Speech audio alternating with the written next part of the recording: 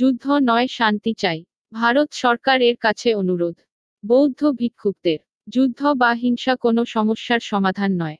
তাই যুদ্ধ বন্ধ করে মানুষের জীবনে শান্তির বাণী প্রচার করেছিলেন বুদ্ধদেব। আজকের দিনে যেভাবে মানুষ হানাহানি হিংসা যুদ্ধে সামিল হয়েছে, সেখানে বুদ্ধের দেখানো অহিংসার পথেই একমাত্র যুদ্ধ বন্ধ করে পৃথিবীতে শান্তি ফিরে আসতে পারে বলে অভিমত বুদ্ধ ভিক্ষুকদের।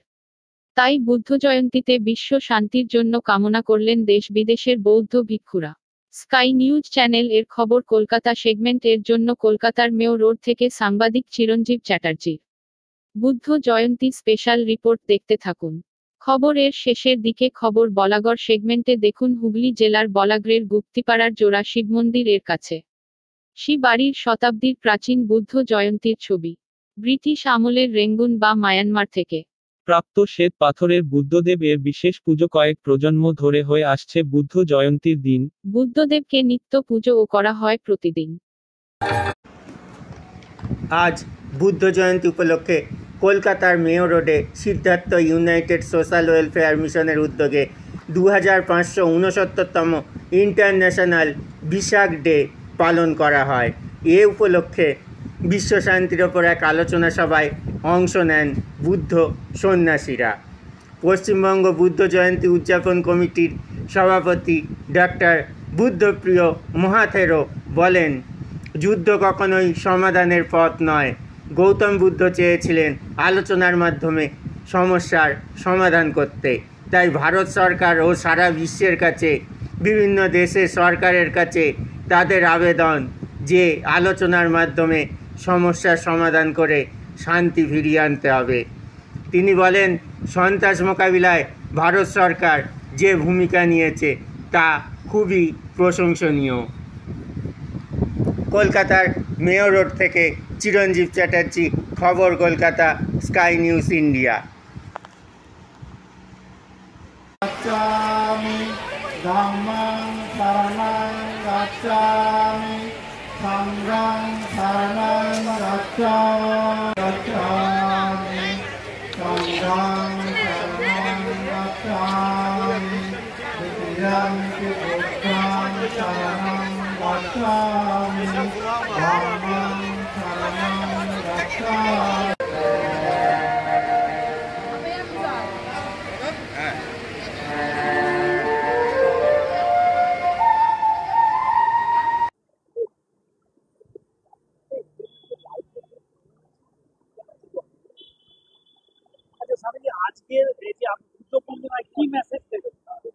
আজকে 2569তম বুদ্ধ জয়ন্তী বা পৃথিবীতে এটাকে বিশাখ ডে হিসাবে পরিচিত।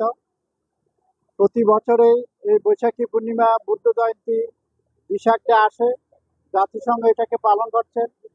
আজ এই বৈশাখী পূর্ণিমার বিশাখ ডের মাধ্যমে, বুদ্ধ জয়ন্তীর মাধ্যমে যারা ভারতীয়, আমরা পৃথিবীর প্রত্যেক সরকার, প্রত্যেক মানুষকে, প্রত্যেক ধর্মাবলম্বীকে এই বার্তাই দিতে চাই, এই মেসেজটা দিচ্ছি, যুদ্ধ নয়, আমরা যুদ্ধবিহীন শান্তি স্থাপন করার জন্য, এবং যুদ্ধ কোনোদিন শান্তি বহন করে না। কোনো ধর্মই যুদ্ধ পছন্দ করে না, কোনো রাষ্ট্রই যুদ্ধ চায় না।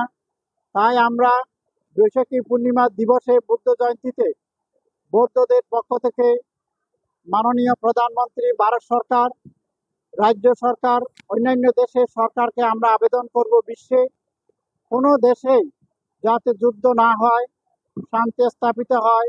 মহামানব গৌতম বুদ্ধের বাণী, অহিংসার বাণী, নন ভায়োলেন্সের বাণী, এবং আমাদের ভারতে যুগে যুগে রামকৃষ্ণ দেব থেকে স্বামী বিবেকানন্দ, অনেক মহাপুরুষের আবির্ভাব, প্রত্যেকেই যুদ্ধের বিরুদ্ধে তারা বাণী দিয়েছেন।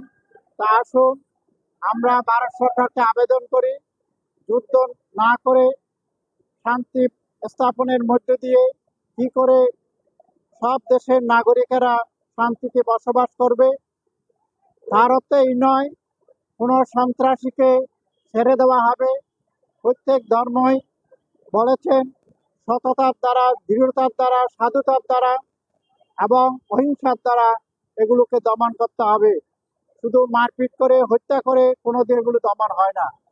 যুদ্ধের দ্বারা আরো যুদ্ধ বৃদ্ধি লাভ করবে, হিংসার দ্বারা হিংসা বৃদ্ধি লাভ করে। তাই অহিংসার মাধ্যমে, সাধুতার মাধ্যমে এবং সততা সত্যের মাধ্যমে আমাদের ভারত যুগে যুগে জয়লাভ করেছে, আমাদের দেশের নাগরিক জয়লাভ করেছে।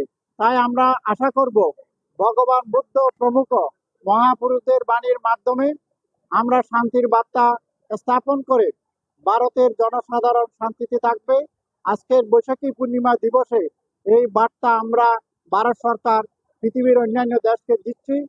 চলুন আমরা যুদ্ধ বন্ধ করে শান্তির পথে আসি, অহিংসার মাধ্যমে এবং শান্তি স্থাপনের মধ্য দিয়ে প্রত্যেকে আমরা শান্তি লাভ করি এবং আমাদের ভারত সরকার আবার যুগে যুগে পৃথিবীতে মাথা উঁচু করে তারা প্রতিষ্ঠা লাভ করুক এবং আমাদের ভারতের জনসাধারণ আবার সুখে শান্তিতে থাকুক।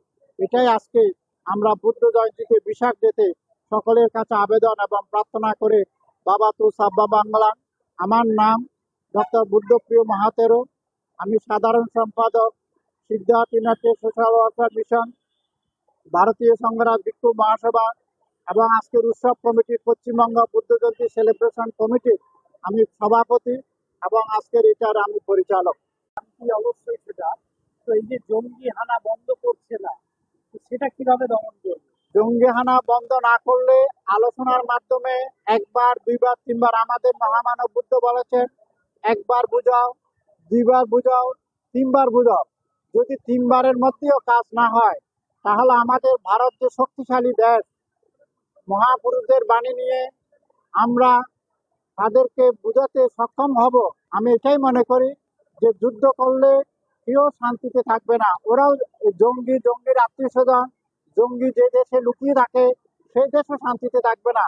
তাই জঙ্গি দমন বন্ধ করুন এবং ভারত সরকারের আবেদন আপনারা মানুন, কারণ ভারত বারবার এভাবে বসে থাকবে না। আমাদের স্বামী বিবেকানন্দ, আমাদের মহামানব, অন্যান্য যারা সাধু সন্ত, রামকৃষ্ণদেব থেকে সকলেই বলেছেন আমাদের যে মহাভারতে আছে, যদি এই পবিত্র মা মাটি মানুষকে রক্ষা করতে হয় তাহলে আমাদের ভারত সরকারকে দরকার হলে শান্তির মাধ্যমে, জ্ঞান এবং প্রজ্ঞার মাধ্যমে উইজডম অ্যাপ্লাই করে তাদেরকেও হুমকি দিতে হবে এবং সেটা যুদ্ধের হুমকি নয়, শান্তির পক্ষে হুমকি।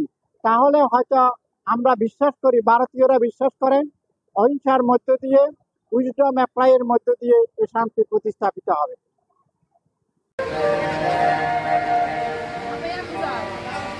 হ্যাঁ